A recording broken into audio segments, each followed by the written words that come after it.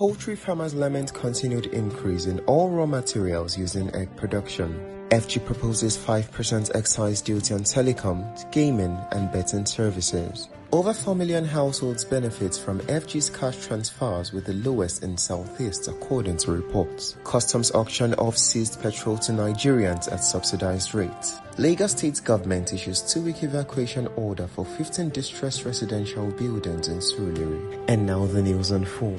The Poultry Association of Nigeria Lagos State chapter, along with key players in the sector, have expressed concerns over the rising cost of raw materials for egg production, which continues to drive up the price of eggs. They further called on the federal government to intervene in order to stabilize the market.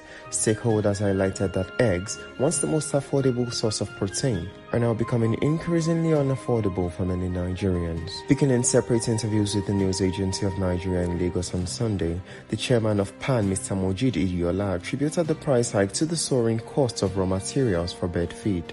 Coming up next, the federal government of Nigeria has introduced a new bill proposing a 5% excise duty on telecommunications, gaming and betting services as a part of a broader effort to overhaul the nation's tax framework. This proposal, which is contained in the Nigeria Tax Act, aims to impose excise duties on various services across the country. The bill, titled A Bill for an Act to Repeal Certain Acts on Taxation and Consolidate Legal Frameworks Relating to Taxation and enacts the Nigeria Tax Act to provide for taxation of incomes, transactions and instruments and related matters, was obtained from the National Assembly and is dated for the 4th of October 2024. Coming up next, a new report by the World Bank says that up to 4.41 million Nigerian households have benefited from the conditional cash transfers, with households from the southeast being the least beneficiaries at least 400,000 of the total figure. The World Bank Nigeria's Development Update reports that households in the northwest gave the highest number of beneficiaries at 1.2 million of the total 4.41 million.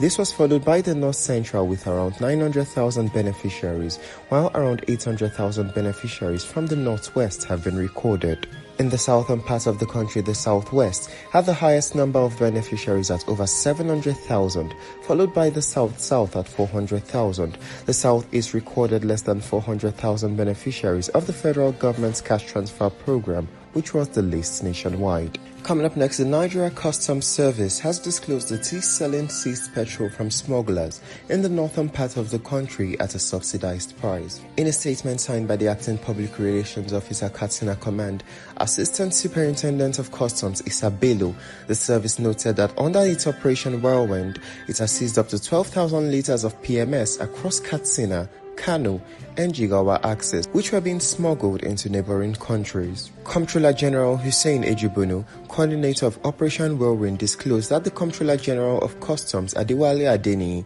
approved of the auction of seized petrol to citizens at subsidized rate as a strategic measure to alleviate the nation's economic challenges. Coming up next, the Lagos State government has issued a 2-week ultimatum to residents of 15 distressed buildings in the Iponri Housing Estate, Surulere, to vacate the premises due to compromised structural integrity. The general manager of the Lagos Building Control Agency, Bolan Uki, announced the 2-week deadline, warning of the potential danger posed by these buildings if not promptly demolished. The disclosure was contained in a statement on the LASBCA's official X account on Saturday. That's it from us today. Don't forget to stay up to date with Nairametrics, engage with our posts across all platforms, and subscribe to our YouTube channel. Good day.